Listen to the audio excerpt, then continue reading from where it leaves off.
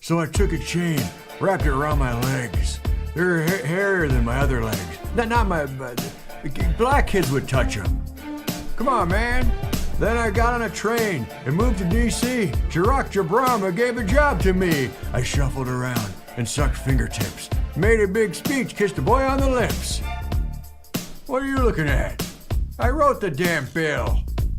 I hold the ladies tight and sniff all their hairs. First person American to fall up the stairs. Ran for president, I was a winner. Winner was me.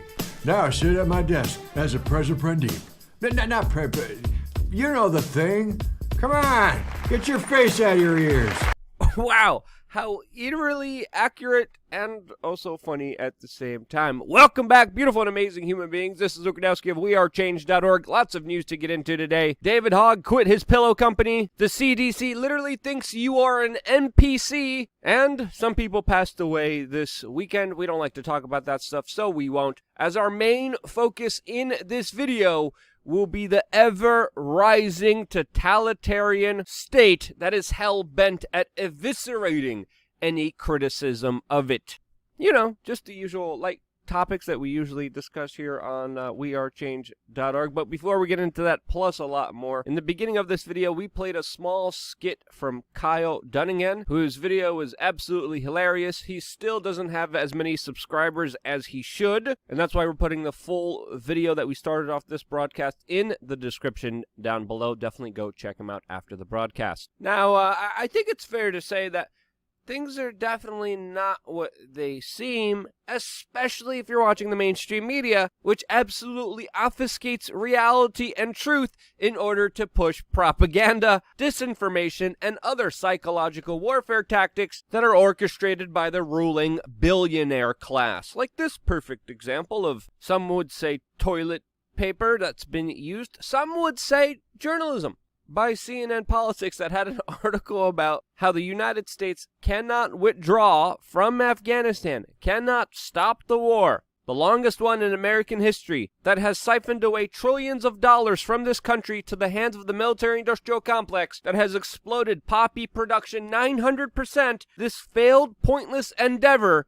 can't end because women's rights. And you would think there would be an easier way to promote women's rights. But no, according to CNN, the best way to fight for women's rights is, of course, to fill the coffers of the military-industrial complex. Not to be outdone with their lunacy, we, of course, have another great hit from the Clown News Network that now says that Chinese-style fonts are racist. Yes, calligraphy now, quote, perpetrates problematic stereotypes. Also in this time, I think it's important to notify you that according to YouTube, Google, and Alphabet, CNN is an authoritative source that literally gets to do whatever they want on this platform, get fully monetized partner programs, special promotions, and even underhands independent media by, of course, rigging the system so they always show up in the next playing video, in the search results, which of course more and more screws over independent media, and that's why I wanted to make you aware of LukeUncensored.com, which is our own kind of unique way of trying to fight back against a lot of this unfairness by creating a product that you can't get anywhere else. This product is definitely not for the normies. If you want to find out more, click the link in the description below right now. In today's Luke Uncensored video, I will be going off about this particular topic and this topic, which of course we cannot discuss here on this platform. And if you're asking, oh Luke, also where can I get this amazing t-shirt that you're wearing right now with such a profound, important political message? Wow, that was oddly specific. Thank you for that question. You could also get this shirt and many others like it on thebestpoliticalshirts.com. The link is also in the description. Check them out because it's going to be entertaining just scrolling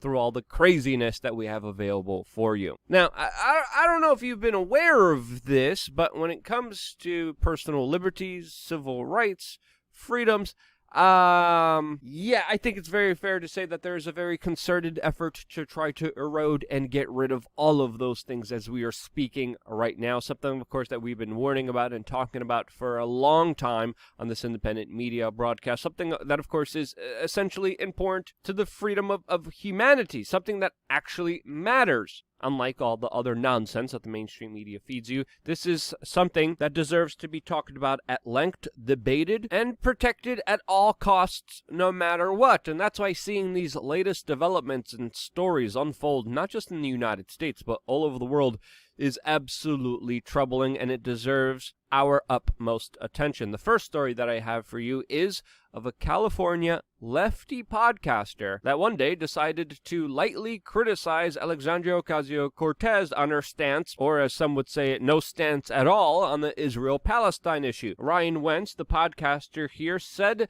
that Ocasio's statements were, quote, incredibly underwhelming. In response to that, plainclothes police officers showed up to this man's house in California, interrogated him, tried to scare him, and kept repeating that he was threatening to end the existence of a sitting member of Congress, which of course he never did, but they kept insisting that he did. The vlogger says he felt, quote, scared, intimidated, and violated, which rightfully so, since of course all he did was criticize a congresswoman, and he has the police state at his door lying about what actually happened, threatening to put him in jail for something that he never did. Now, what was AOC's role here? We still don't know, but it's also important to point out here that Alexandria Ocasio-Cortez previously sent out emails asking her supporters to mass report and flag any posts that were critical of her. Yeah, she was literally sending out emails asking her followers to get engaged, not on an issue that actually mattered,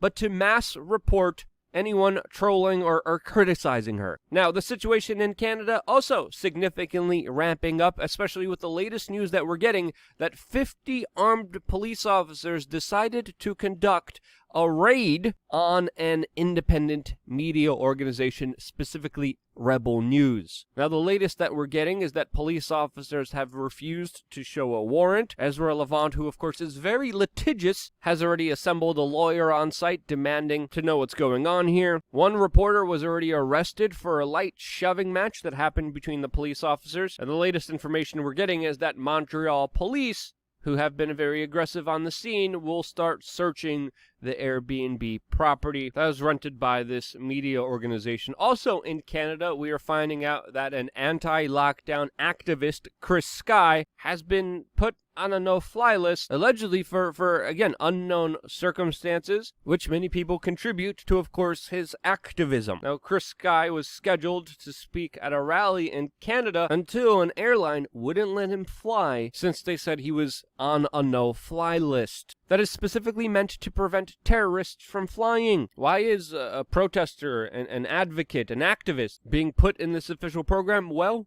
we don't have any official word from the Canadian government that since has not explained their actions, which left unexplained signal a very troubling development, which essentially will only get worse from here. Especially with the announcement that there will be more lockdown measures, more restrictions, some of them, in my opinion, utterly ridiculous, like the ones we're seeing in the United Kingdom, where the government is trying to mandate that if you are entering a bar, a pub in the United Kingdom, you will first have to register on a government tracking app by handing over your physical phone. Very similar medical passports, which of course other totalitarian states like China have already implemented. In France, the police are telling Airbnb hosts to report their customers if they violate any kind of lockdown rules, and as more lockdowns and restrictions are implemented, essentially fining almost every form of existence, only allowing the super rich to do whatever they want, we have to ask ourselves what's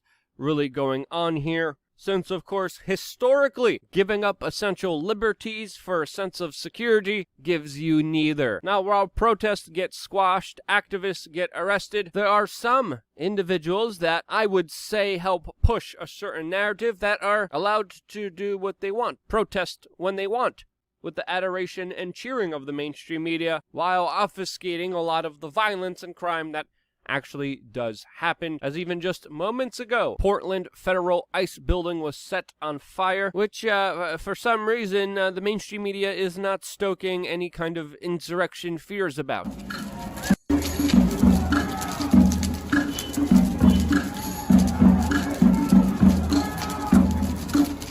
So yeah, as that happens, organizations and activists that promote these larger messages, of course, get a lot of institutional corporate support.